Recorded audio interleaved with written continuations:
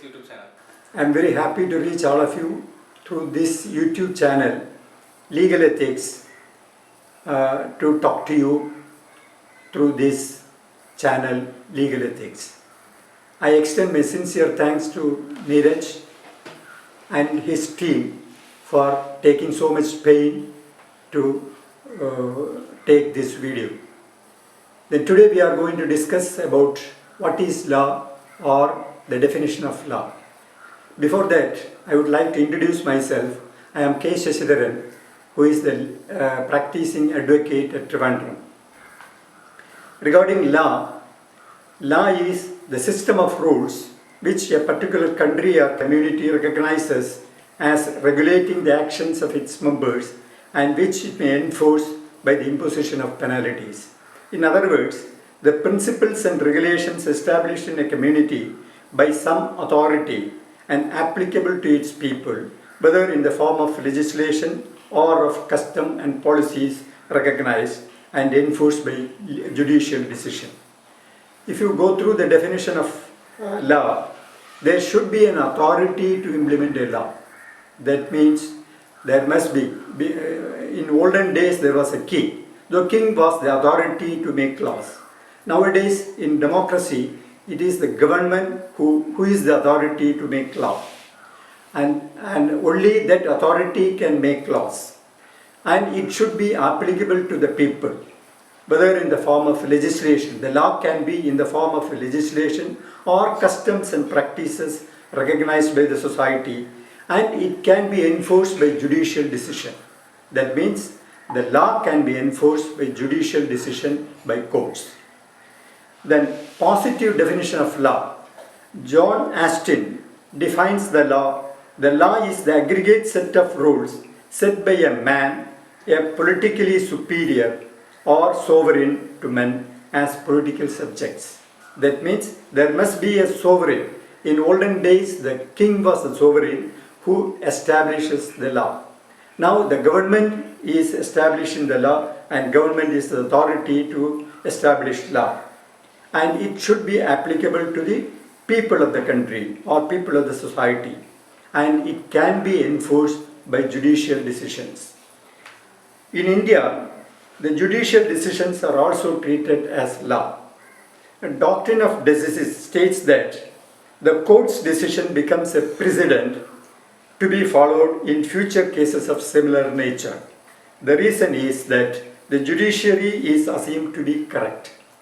So when judiciary makes a decision and it is applicable to all other courts below that court, that means if a decision is pronounced by the High Court, it is applicable for the courts below that High Court.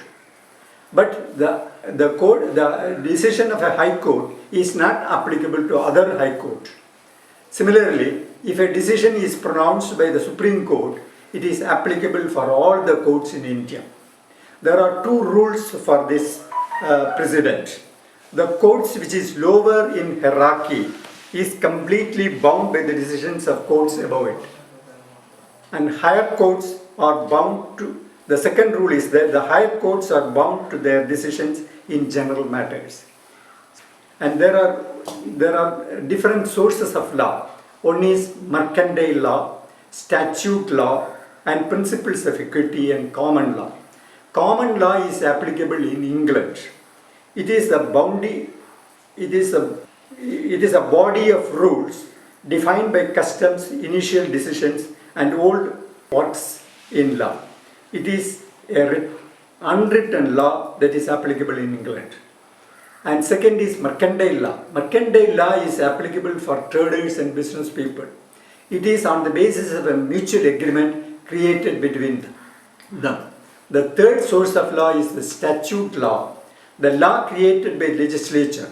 That is, a statute is a formal act of legislature in written form. Then another source of law is the principles of equity.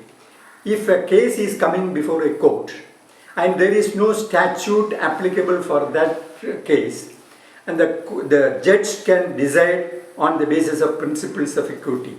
That means equity rules were formed on the basis of dictates of convenience. that the principles of equity is applicable for such cases. The common law is applicable only in England, where it is an unwritten law that is based on the customs and judicial decisions of the country. And the second is personal law. Personal law that applies to certain class or group of people or particular person based on religions, faith and culture. In our country, there are Hindus, Muslims and Christians, and they are all in different, following the different religions. The faith and culture are different in different religions. That means the Hindus are governed by the Hindu law, Muslims are governed by the Muslim law, and Christians are governed by the Christian law. The example of Hindu law is that Hindu Marriage Act 1955. And Muslim law, the source of Muslim law is Holy Quran. The Muslim Women's Protection and Rights on Divorces Act 1986 is one of the examples of Muslim law. Similarly, Christian laws, Christian Marriage Act 1972. So personal laws are applicable for different religions, who are following different faith and culture. The sources of Indian law is statute and legislation. In India, the main source of law is statutory law. That is the law created by legislation in a written form. There are two types of laws. One is supreme legislation, second is subordinate legislation. Supreme legislation is the acts made by the parliament, ordinances, laws made by president and governors in the limits of their authority given by the constitution are part of the supreme legislation. That means the parliament enacts laws. Similarly, the state assemblies are enacting laws. These are all called supreme legislation. These acts are made by the president or governor within the limits of their authority given by the constitution. And subordinate legislation are made by lower authority and derives the power from any other authority. That means the examples of subordinate legislations are the acts or rules enacted by the corporations, municipalities and universities. Similarly, if a law is enacted by a parliament or assembly, the executives are authorized to enact rules, frame rules under this act. Such rules are called executive rules, and executive legislation or delegated legislation.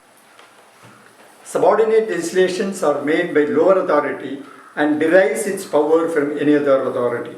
Example of subordinate legislations are the corporations, municipalities, universities are framing rules, and it is called subordinate legislation. Similarly, the executives are all authorized to make rules. If an act is framed by the parliament or state assembly, the executives are authorized to make rules under the act.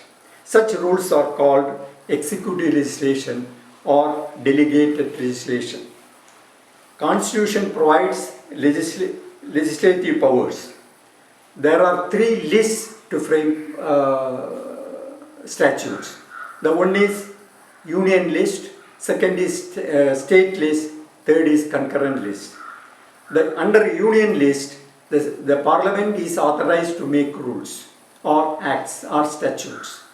Under state list, the state government is authorized to make rules or statutes. And concurrent list, both the parliament and the state can enact rules or statutes. So under union list, there are 100 items which the parliament alone can make acts or rules. Under state list, there are 61 items under which only the state governments are authorized to enact rules or make statutes. Under concurrent list, there are 52 items under which both parliament and the state can enact rules. The parliament and state legislatures have the authority to make their own laws. എല്ലാവർക്കും ഇന്നത്തെ video ഉപയോഗപ്രദമായെന്ന് വിശ്വസിക്കുന്നു. തുടർന്നും ഞങ്ങളുടെ ക്ലാസ്സുകൾ ലഭിക്കാനായി ഈ channel നിങ്ങൾ subscribe ചെയ്യുക, വീഡിയോ ലൈക്ക് ചെയ്യുക, ബെൽ ബട്ടൺ അമർത്തുക. Thank you.